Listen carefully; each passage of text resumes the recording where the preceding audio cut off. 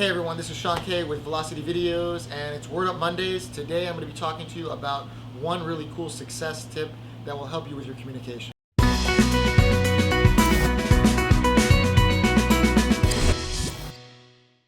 Getting rid of those filler words. You know, those words that take up the airtime, that don't really help your message. Words like you know, basically. Those words don't really fit into the message and they don't really help. In fact, sometimes they really distract. I think of it like you're at a highway and you see one of those big road signs above and it's got graffiti all over it. A lot of times you can't see where you're going because of the graffiti. It's the same thing with these words. They clutter the space when you're speaking, so you really can't get your message across well because they distract. They really don't enhance the message. Could you imagine, for example, Martin Luther King, one of the greatest speakers in history, could you imagine him saying, I have a dream? No, he said, I have a dream. See the power of a pause and not using those filler words? It has impact. So let me give you 3 really cool tips that's going to help you get better at mastering this.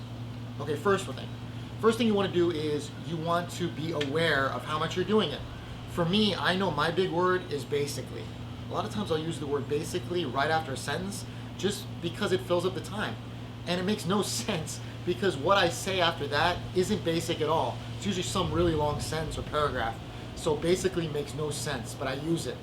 A lot of us say you know or words like that. But the only way to get aware of it is really to either have someone watch you or record it. What I recommend is take out an audio recorder, put it down when you're about to speak, and notice what are the filler words that you're using.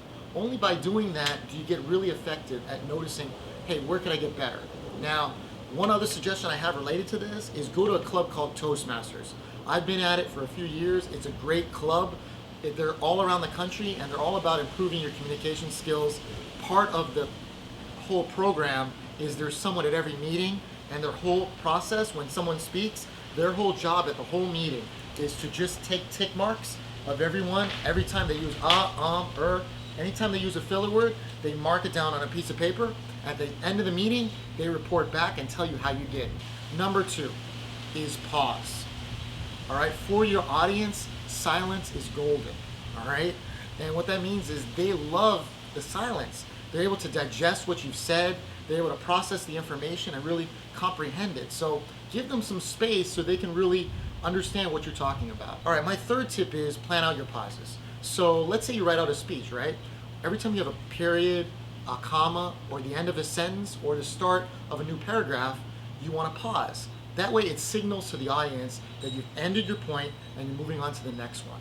It's just a way to really give a roadmap to your viewer so that they really feel like where they are in what you're talking about.